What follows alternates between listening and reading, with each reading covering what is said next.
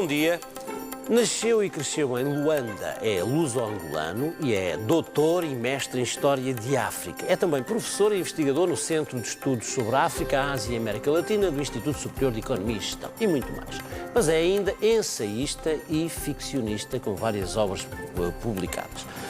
Mas o pretexto para o trazer aqui hoje, ao Todos Iguais, é um livro único e muito original e importante, que dá pelo título História de Angola, da pré-história ao início do século XXI.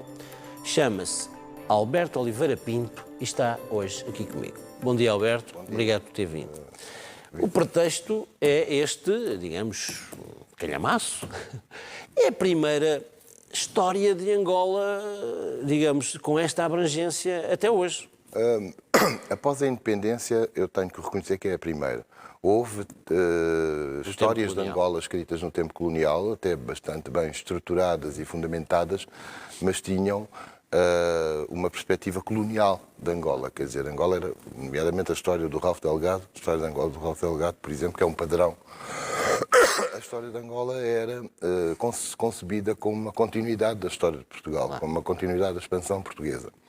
O que não quer dizer que não tenham sido trabalhos que tenham ficado como referência. Após a independência, eu verifiquei com alguma estupefação, a partir de certa altura, que não havia nenhuma obra que compendiasse a história de Angola. Aliás, foram até alguns colegas meus, nomeadamente professoras, sobretudo de literaturas africanas, que me chamaram a atenção para isso. Eu estava, na altura, a fazer o meu doutoramento e lembro-me concretamente da professora Ana Mafalda Leite, que era minha orientadora e dava aulas de literatura angolana, entre outras, e perguntou-me se não havia um manual de história de Angola. Eu disse-lhe, só se for o do Ralph Delgado, do tempo colonial. Este livro tem, no fundo, começou... Ela disse para eu escrever... Tem 20 anos de trabalho aqui. Na prática, vem desde o meu regresso a Angola em 1996, portanto já vai fazer 24 anos. A partir daí eu comecei-me a interrogar sobre a história de Angola. Até então eu escrevia ficção. A partir de então eu comecei-me a preocupar em estudar a história de uma forma mais profunda. Passei pelos graus académicos, etc. E, portanto, mesmo tendo estado a redigi-lo durante os anos 2012 a 2015, eu acho que é um trabalho de 20 anos, não é? É um trabalho de 20 anos. Bom, voltando à pré-história, ou pelo menos à história de Angola, Angola não é propriamente um país, nem sequer uma nação, são várias nações ou vários povos, é isso? É uma verdade, embora isso não seja, do meu ponto de vista, uma apanágio nem de Angola, nem dos países africanos. Praticamente nenhum. Há países europeus que são várias nações, também congregadas num só Estado, não é? Angola, eu considero que é um Estado-nação, mas é incontornável que é uma criação colonial. E nós temos todos, sejamos angolanos, portugueses, que assumir, mas sobretudo os angolanos, não é? Que Angola tem um passado colonial. E é esse passado colonial que nestes quase 45 anos de independência tem sido pouco abordado. Tem sido silenciado, mas quando menos se espera, ele vem ao de cima. Não é? Na verdade, a ideia que tenho é que tanto os portugueses, mas também os angolanos, têm uma grande ignorância ou desconhecimento sobre a história do seu próprio país. É uma grande verdade. No tempo... Há umas ideias feitas, não é? Que ficou do tempo. Essa é uma grande verdade. No tempo colonial era uma evidência, quer dizer, não estava... Ainda recentemente eu estive com um embaixador angolano em Oxford, quando estive há uns meses em Oxford, que é um embaixador da minha idade, nascido em 1962. Fez a mesma escolaridade que eu fiz. Nós não aprendíamos história nem de Angola, nem de nenhum... Até as férias eram as férias no pico do frio, digamos lá, era porque eram as daqui, as férias daqui. Na escola era a história de Portugal. Havia uns ensaios de história de Angola, mas só alguns é que tinham acesso a eles. Quando se dá a independência, eu fui bastante amigo de um autor de livros escolares em Angola, que foi o Henrique Abranches, escritor e investigador Henrique Abranches. Era uma história de Angola. Ele, aliás, ele e mais uma equipa já tinham forjado uma história de Angola em 1965, em Argel, portanto, 10 anos antes da independência. Era com base nessa história que os programas de história da guerrilha, digamos. se realizam. E não só, também uma certa ideologia, claro. utilizando, como é inevitável, Claro. algumas figuras que se opuseram, não necessariamente ao colonialismo, mas E a Rainha Ginga. Enfim, a Rainha Ginga era uma grande estrela, ainda hoje o é. Mas as pessoas também não conhecem muito bem a história da Rainha Ginga. Não, já lá vamos falar também um bocadinho da Rainha Ginga. Mas a Rainha Ginga, o Rei Mandume, outras figuras... E aqueles barões de Cabinda e do Congo, da zona do Congo, não é? Os barões de Cabinda, o Reino do Congo, também se conhecia relativamente mal, mas já estava a ser investigado por vários investigadores, aliás, muitos deles não angolanos nem portugueses, nomeadamente belgas, franceses, etc. Os barões de Cabinda vieram-me parar na minha tese de mestrado e eu não sabia nada antes de fazer a minha tese de mestrado sobre o caso concreto de Cabinda. Uma história engraçada, quer dizer, é da história, não é? Bom, mas voltando atrás, vamos começar pela pré-história, assim rápido. Peço-lhe um poder de síntese só para as pessoas terem uma ideia. Aquele território que hoje é Angola, o que é que havia aí no tempo da pré-história, das cavernas, eventualmente? Em primeiro lugar, o conceito de pré-história hoje é um conceito discutível e desmontável. Porque há história a partir do momento em que há marcos de memória. A partir do momento... Não é só a escrita. Não é só a escrita.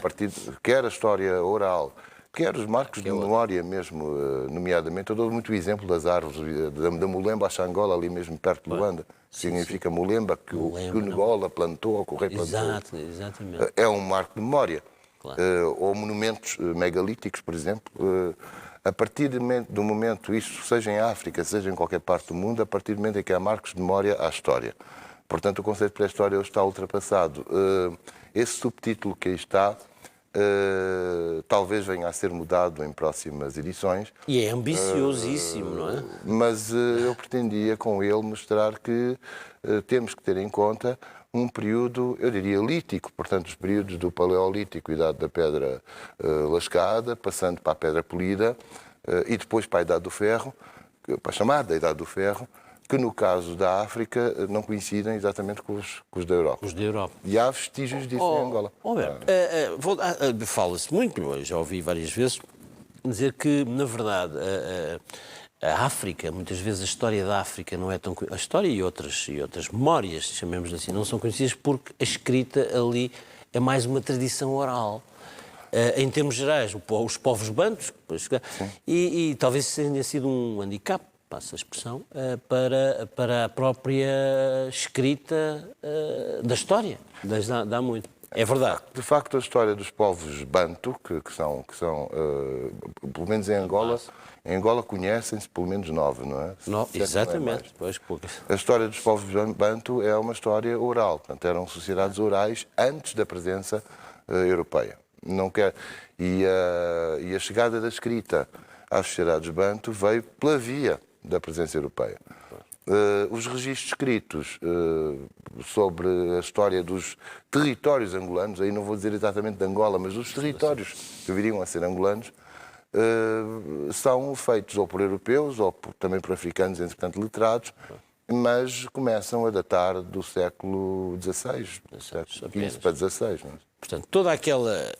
mas depois aquela ideia que muitas vezes aqui os portugueses diziam, e mesmo lá os colonos, chamemos-lhe assim, em Angola, fala em dialeto. Mas são línguas. O Quimbunde, por exemplo, disseram que é uma língua altamente bem estruturada. Agora aí entramos numa questão que é o chamado discurso colonial.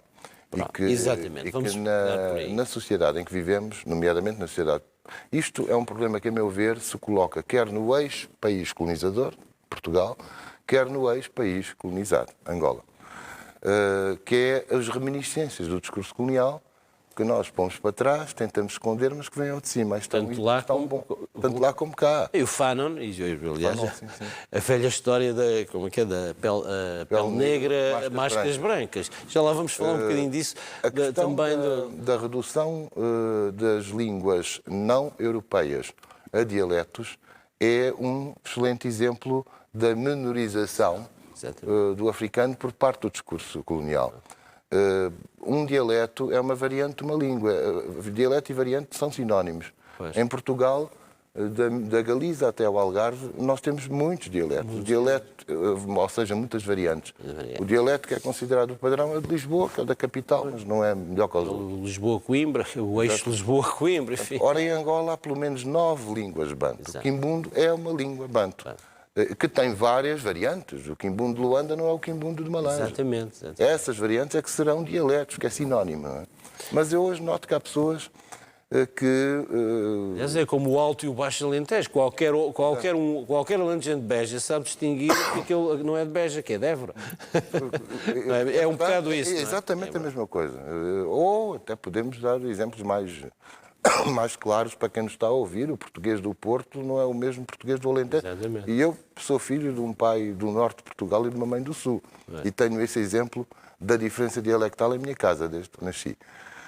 Agora, o que eu acho curioso em alguns debates, nomeadamente nas redes sociais, hoje em dia, é que há umas pessoas ainda agarradas à ideia de que as línguas africanas são dialetos, portanto, ainda utilizando o discurso colonial. Choca-me isso. A mim, pessoalmente, choca-me muito. E já tive grandes discussões sobre isso. Há uma posição oposta, que quando eu digo que dialeto é sinónimo de variante, as pessoas não gostam da palavra dialeto. O dialeto tem uma conotação... Anatomizando o termo dialeto. Humberto, voltando aqui à sua história, que é esta evolução, como disse, a ideia de que a história foi contada, é sempre contada, neste caso, pelos colonos, pelos poderes europeus que tomaram conta daquele território. Mas os próprios, mais tarde, os próprios angolanos, ou os vários povos angolanos, eles terão, em termos, a sua história para contar. A história dos vários povos da memória passada. A história dos vários povos angolanos está registada no registro oral, porque a tradição oral também... que ainda se mantém. Acha que está-se a perder um pouco aquela... Eu já ouvia, mais fora da cidade. Na cidade, aquela mega metrópole de Luanda tem destruído um pouco essa memória, não acha? De certa forma, em todo o caso, essa mega metrópole, para usar a sua expressão, haverá muito a investigar ali dentro. Exato. Só isso exatamente. E haverá, certamente, ainda hoje, como havia no tempo colonial e como havia em tempos recuados, tradições orais. Tradição mais não é do que a transmissão. De geração em geração. De geração em geração das memórias. E é a partir dessa transmissão que se vai organizar a história. Já toda a investigação que tem sido feita sobre a história de Angola, não sou o primeiro a investigar, nem perto nem de longe, mas muitos autores trabalharam, organizaram a história, analisaram-na a partir de recolhas escritas da tradição oral. Que ainda é possível fazer, do meu ponto de vista. Que é possível fazer. O problema é que também, depois houve todos os problemas que se conhecem, as guerras pós-independência, todo esse período. Eu penso que ainda hoje há muito pouca gente, seus colegas em Angola, a tratarem da história de Angola, ou não? Pois, eu estou informado de algumas, eu conheço alguns... Mas ainda muito, podia-se ter começado há mais tempo, não é? Provavelmente. A investigar.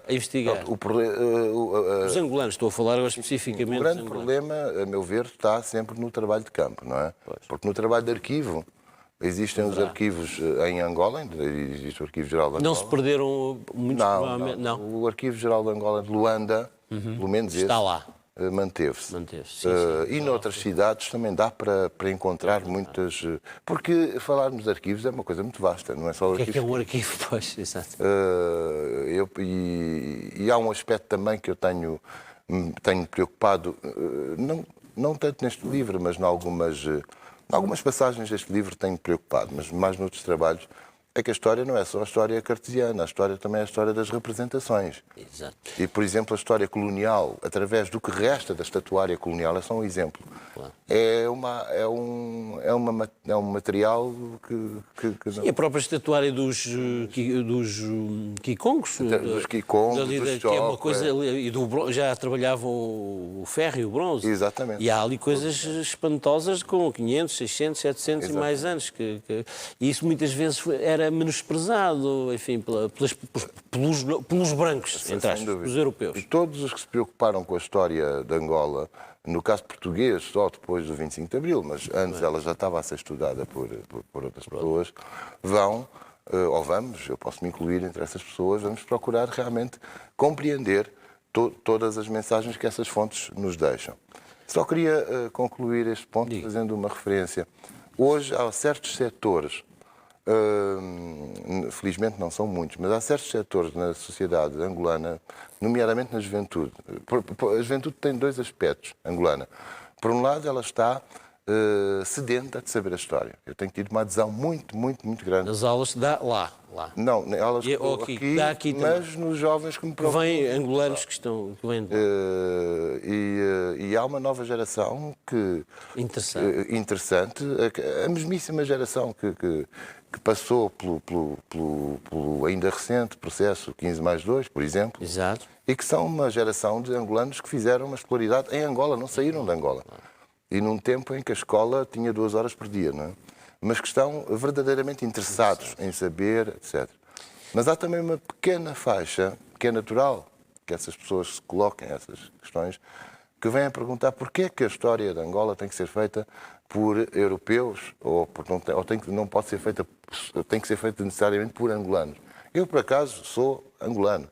Mas podia não ser e escrever uma história. Há esse problema de há enquadramento. uma confusão entre a tradição oral, essa sim é que é para ser transmitida pelos angolanos, e a história que é a organização da memória. O estudo E aí o estudo da história será feito por quem tiver competência, independentemente da nacionalidade. Quantas histórias de Portugal não há dos estrangeiros, não é? Acha que nos últimos anos, vamos ser assim, nos últimos anos, tem havido mais interesse em estudar a história de Angola em Angola? As pessoas que lá estão...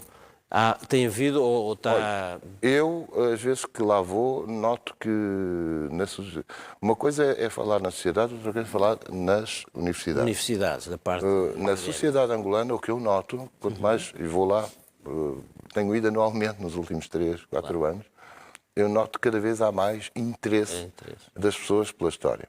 Evidente que há uma preocupação muito grande por uma história recente, nomeadamente uma história ou dos últimos 100 anos, ou mesmo dos últimos 50.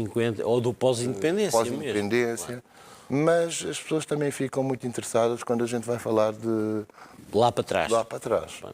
Seja em relação à história recente de Angola, acha que há muita coisa, obviamente que houve 2 partes, ou mais, mas 2 partes, digamos, da guerra, vamos chamar guerra civil, daquele período longo que, na verdade, que Angola sofreu. Considero uma guerra civil, sim. É uma guerra civil.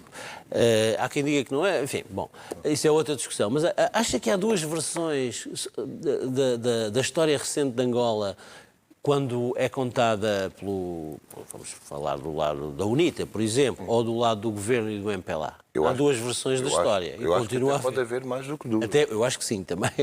Mas é verdade, não é? Portanto, há aqui ainda está muito fresco ainda. Eu acho que isso é fundamental para o estudo da história de Angola, neste caso concreto. Estamos a referir-nos aos últimos 50 anos da história. Embora a Guerra Civil tenha começado logo com a independência, em 1975, mas as questões já vinham de trás, desde a formação do independentismo angolano. Exatamente. Eu acho que a questão hoje para nós, historiadores, seja nessa história recente, seja em histórias mais recuadas, é precisamente o confronto entre diferentes perspectivas.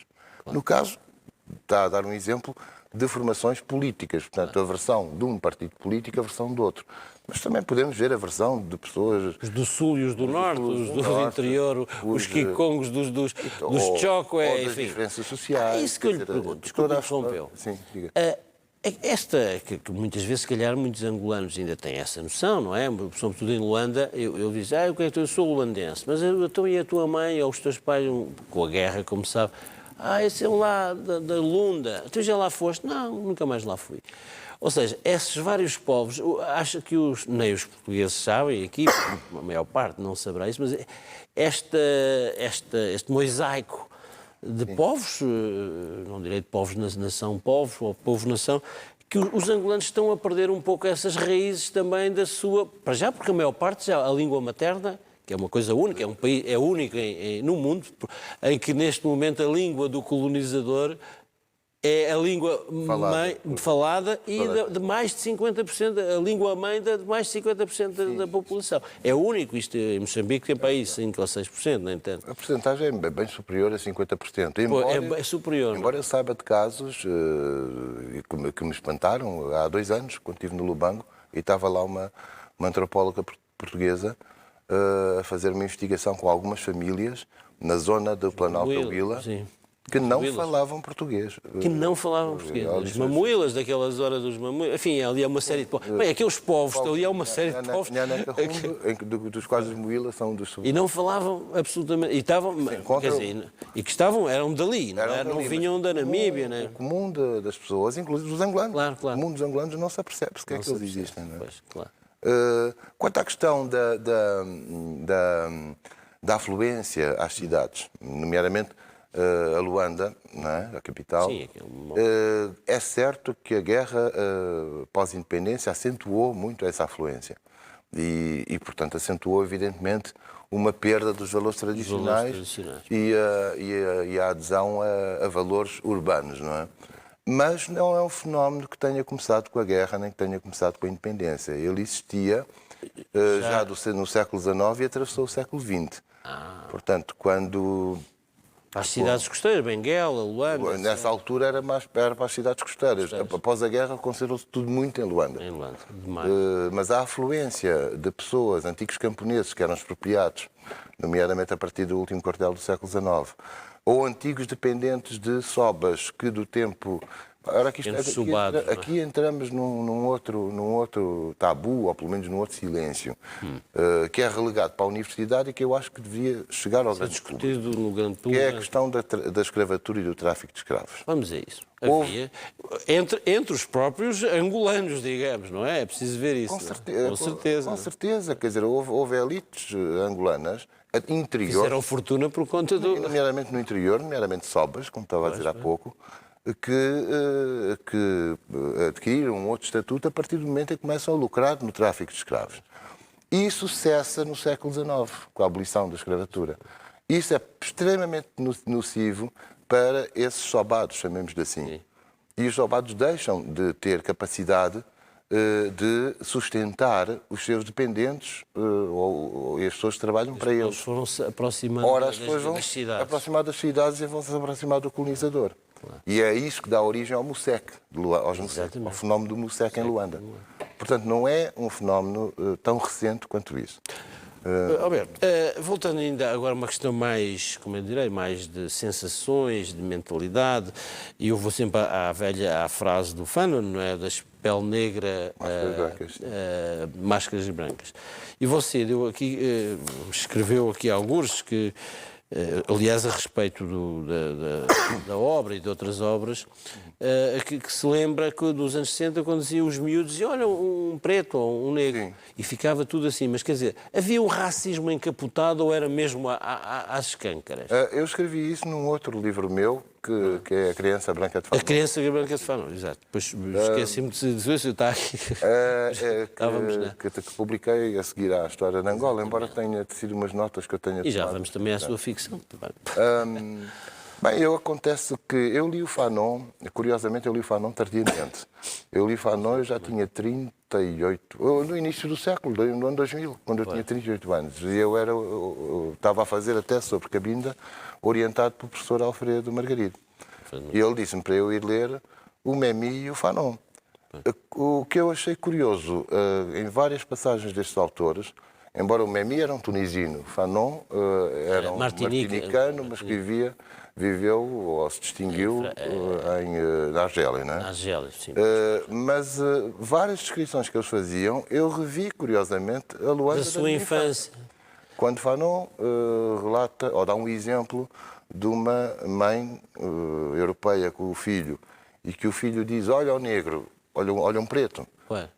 Tiens, a negra. Eu acho que em português devia dizer, olha, vai ali um preto. A tradução diz, olha ao preto. Porque agora não é politicamente correto, mas... Não é exatamente o mesmo. Não é o mesmo. E a mãe vai pedir desculpa ao senhor negro e vai dizer ao menino, Chiu, cala-te que isso é feio, dizia. Eu pensei, eu fui esta criança em Luanda, eu e outros. Havia racismo.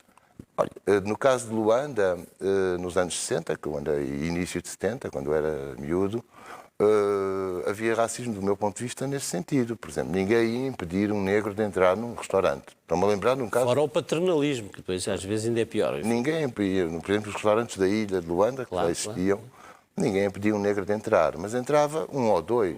Não é? E quando entrava um ou dois, com dinheiro e bem vestido, porque há outro aspecto. Iam sempre bem vestidos. Que fossem vestidos à europeia, quando entravam um ou dois, as pessoas ficavam a olhar.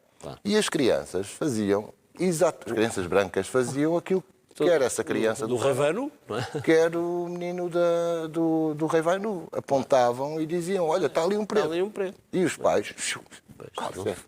Ora, eu penso que isso é uma forma de racismo e isso existia na Luanda colonial. No caso do Lubango, eu conheci o Lubango, no tempo se chamava Sada Bandeira. Sada Bandeira.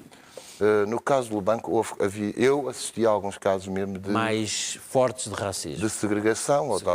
Vi pessoas serem expulsas de uma piscina, que aliás é uma piscina lindíssima. Da Nossa Senhora do Monte. Da Nossa Senhora do Monte. Vi famílias negras a não serem autorizadas a entrar na piscina. Isso em Luanda não se via, não é? Bom, a história, nós podíamos estar aqui horas e horas a falar dos vários aspectos do racismo, da xenofobia, do colonialismo, não é? Que está aqui, mas voltando ainda, estamos a acabar. Eu estava aqui a folhear, isto é um trabalho, por exemplo, a hegemonia comercial luso-brasileira em caminho da agência. Quer dizer, todas estas investigações, mesmo voltando ainda à ignorância aqui em Portugal e também em Angola, isto acha que se vai vender bem em Angola? Eu já fui. Eu esperava que sim, não é? Eu já fui 2 vezes a Angola com ele. Depois que o livro não saiu, já saiu até... Ele não tem edição angolana, mas eu já fui 2 vezes a Angola com este livro e a vender os seus exemplares todos. Pois. Uma delas, a primeira foi em 2018. Esperemos que o leiam. Não seja só para enfeitar. Eu penso que tem sido lido e até debatem comigo, escrevem. Bom, pronto. Tens tido esse feedback? Escrevem-me nas redes sociais, ou quem tem mais confiança em mim escreve-me para o meu e-mail e, portanto, tem havido debate. A primeira vez que o livro foi divulgado em Angola foi em 2018, ao convite da doutora Soraya Santos, do Museu Regional da Huila. Portanto, foi a Huila, ou o Lubango, a primeira cidade a acolher este livro. Mas já lá estive em julho de 2019 também em Luanda e também se venderam muitos exemplares. Espero lá ir este ano ainda. Agora, enfim, passando o tempo de vender o seu peixe, mas isto também, além dos angolanos, isto era fundamental que fosse lido por os portugueses. O livro tem tido... até por alguns intelectuais portugueses. O livro tem tido, eu tenho notado desde 2016, ele já vai na 3ª edição, ele tem tido, esqueci-me de dizer isto há pouco, há muitas pessoas angolanas que vêm a Portugal ou pedem aos parentes que vivem em Portugal para levarem para comprar o livro, por um lado, mas também há portugueses muito interessados no livro e justamente, alguns até que lá viveram em Angola, outros não, mas que justamente têm muita curiosidade em saber que Angola tem uma história, no fundo. Não é? Eu que sou um petisqueiro, e só para acabar, que só falta um minuto, não falo aqui de comidas tradicionais angolanas, ou dos vários... Só quando veio a propósito de algum dos fungos tema. E da mandioca. A mandioca, curiosamente, foi ao contrário, veio da América do Sul para a África. Poucos angolanos ficam... Como o coqueiro também foi da África para o Brasil. É verdade, e a própria banana. E a própria banana. Ninguém acredita. Agora a banana veio, por exemplo, fala do caso da banana, que vai para As Antilhas? não, a banana entra no continente africano pela costa oriental. Ah, sim, exatamente. E como a manga, que também não havia em África, a manga vem da Índia. Vem da Índia, o Swahili, não é? Exatamente. Mas, entretanto, isso dá-se no século IX, entre o século IX e o século XV, certamente essas plantas viajaram, como diria o professor Alfredo Margarido, atravessaram o continente africano. Pois, mas depois, sobretudo para o Brasil, foram os portugueses praticamente que levaram, e não só essas são as mais conhecidas, mas houve muita planta que hoje, eu contei, dizer isto a um brasileiro, ele fica chocado e diz, olha, senão os portugueses, não só os portugueses, se não fossem os portugueses vocês não tinham água de coco, isto veio da África.